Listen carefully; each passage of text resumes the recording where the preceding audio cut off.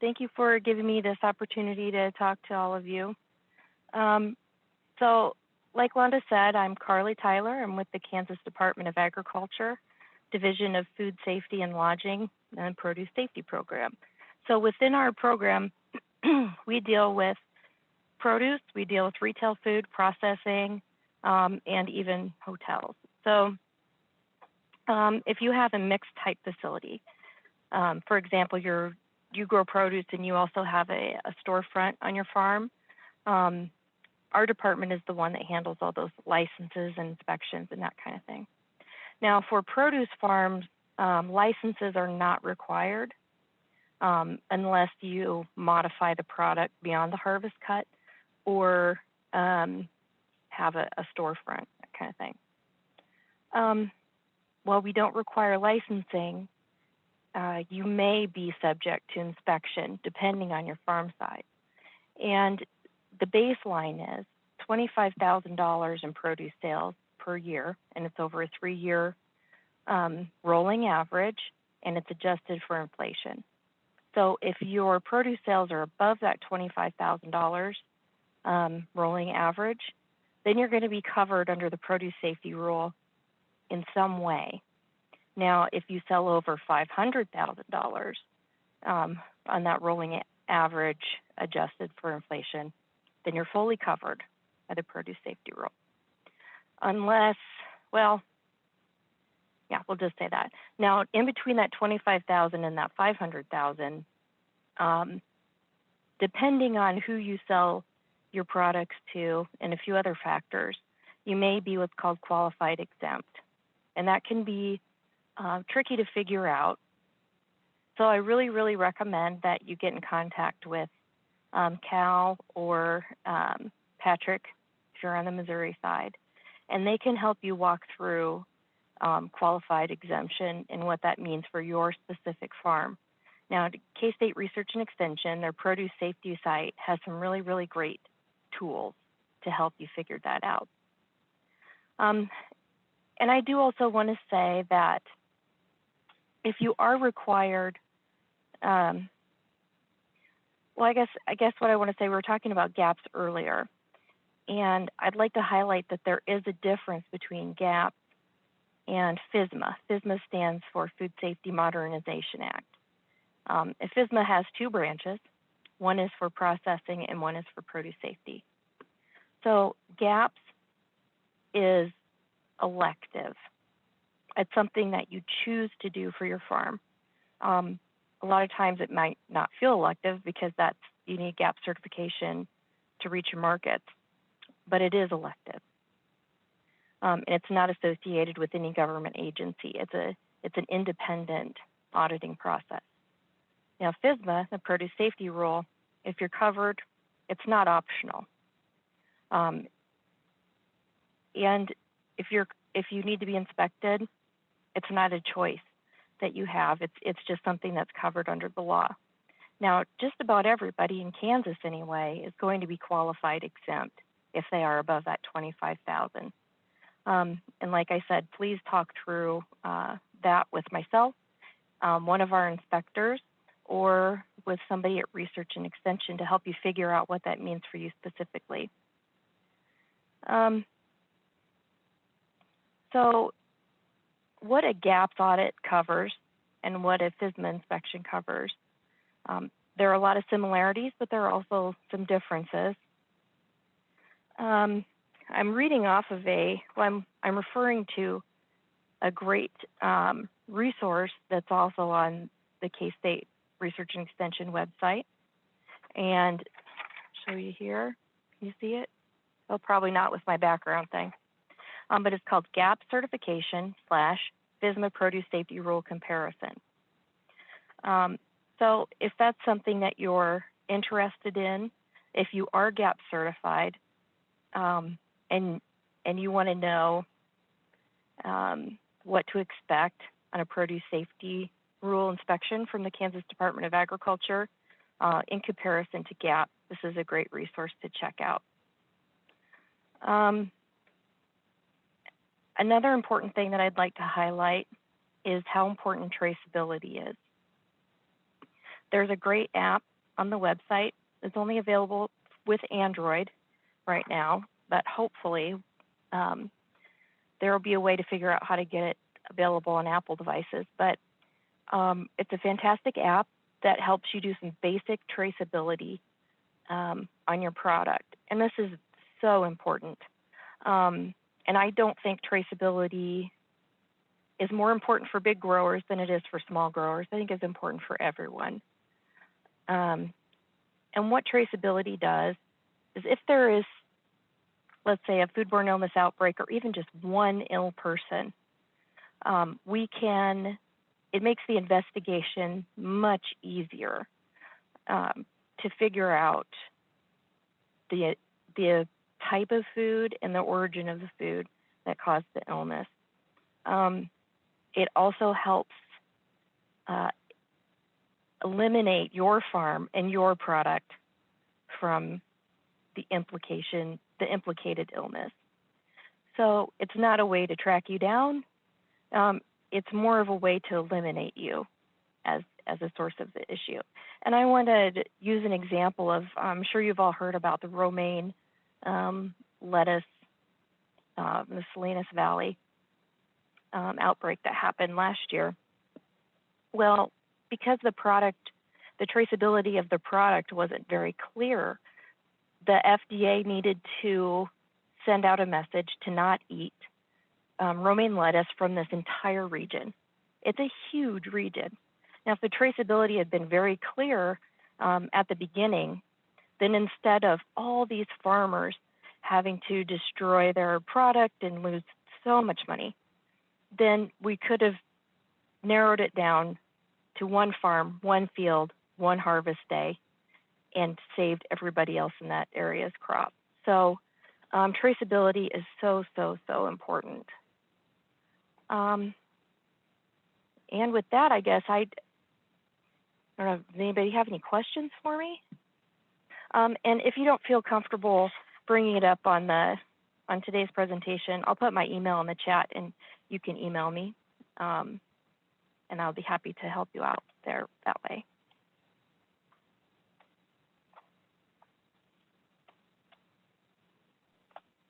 Great. Does anybody have any questions for Carly? This is a good chance to ask a very friendly regulator questions that you might have related to produce safety.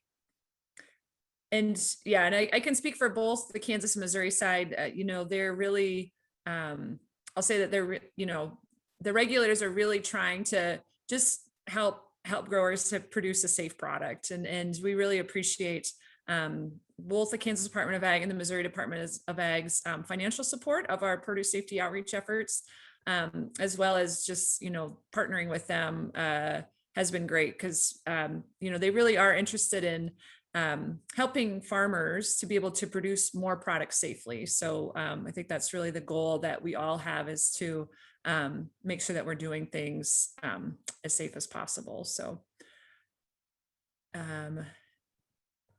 yes, and I see your email, or you see your message, Paul, about compiling all the links. That is a great idea. And yeah, if Megan is willing to compile them, that'd be great. I would definitely not turn that down. Okay, here is a question that came in. Sorry, my chat is not functioning very well at the moment, but the question is Gaap, where did it go? Is Gaap's more strict or Fisma? Yeah, Cal, if you want to speak to that, and Carly, both of you, go ahead. I'll just say from an implementation side, they're just different. Fisma kind of built off a lot of the existing Gaap principles, because those go back to late 90s, early 2000, where that became a real big thing. In my experience, they align about 85%. They just have different, on the Gaap side, if you want to get that audit, there is a significant more amount of paperwork and mapping that's required than, say, on the Fisma side. But if you remember from those presentations, those 5 core points where we talked about water, soil amendments, wildlife, that is a universal theme that's in both.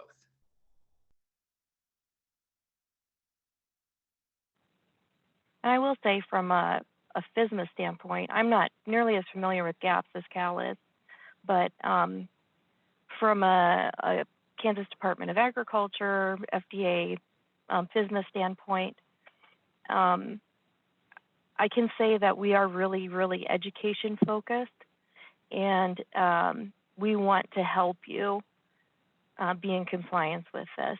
And if it means, you take a picture of something and email it to us and say, hey, what do you think of this? Or you invite us out to your farm and want to talk about a specific practice, those are things that we're willing to do and we're happy to do and we're excited to do. So it's true. We really want your business to succeed, and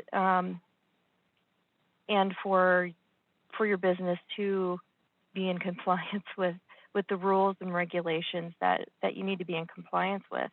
But we really, really are education first focused. And I know, everybody's heard from the government, I'm here to help. But, in our case, it's really true. So please don't hesitate to ask any question. There are no stupid questions. And it helps us learn too. I don't know if you talked about OFRRs, on-farm readiness reviews. And if I can just say it quickly too, on both sides of the border, the Department of Ag and Extension is happy to do what it's called on-farm readiness reviews. So it's a chance to have a regulator come to the farm with an extension person. So MU Extension will come on the Missouri side and K-State Extension will come on the Kansas side. So if you would like to have an OFRR on the Missouri side, generally speaking, they schedule them through the Department of Agriculture. On the Kansas side, you can contact Cal or you can contact Carly to schedule those. And I see both Cal and Carly unmuted, so I will let you guys talk. And there's another question in the chat too, if somebody wants to address that too. Yeah, just on the OFRRs, great to take advantage of because it gets everyone out of your farm. It's just a walkthrough education. But the thing I really want to talk about is the question that got put in chat, talking about being currently Fisma certified. Will schools and grocery stores take Fisma in place of Gaap? So what you're referencing, Keith, is you've had the Fisma PSA grower training. So your certificate means that you have attended that 8-hour training. That's good for life. That's the national standard that you have to do. That does not mean you are Fisma certified. Having had the training, you now know all the things that you need to be doing on your farm, to where if you're covered or there's ever an outbreak associated with your farm, then the folks at KDA come out for the inspection. So you're not Fisma certified, you are Fisma trained. And as far as taking the place of Gaap, on the industry side, there's been a lot of conversation about this to reduce what they call audit fatigue, even though inspection is a little different. Right now, the answer is no across the board, because remember, the Gaap, that is market buyer requested, and some will say, I want USDA Harmonized Plus. Some will say, I want Primus. Some will say, I want Global Gaap. And each buyer doesn't really care what any other buyer requests. So separate entities, and I hope that helped explain and clarify a little bit. Well, I just wanted to say that OFRRs, or on-farm readiness reviews, they're free. They're not going to cost you anything, at least on the Kansas side. I'm pretty sure the Missouri side's the same way. And even though one of our inspectors will be there, it's not an inspection. If there's something that's not in compliance, you're not going to there are no negative consequences of that during the OFRR, unless it's seriously, seriously bad. Like a porta potty leaking right onto strawberries that are being directly picked and, sold as is. I mean, that's something that, we would need to correct. But it's not a regulatory visit, it's an educational visit. It's also a chance for, if you have something unique on your farm that our inspectors haven't seen, it's also a chance for you to show the regulators something really cool and interesting about your farm. So free is always good.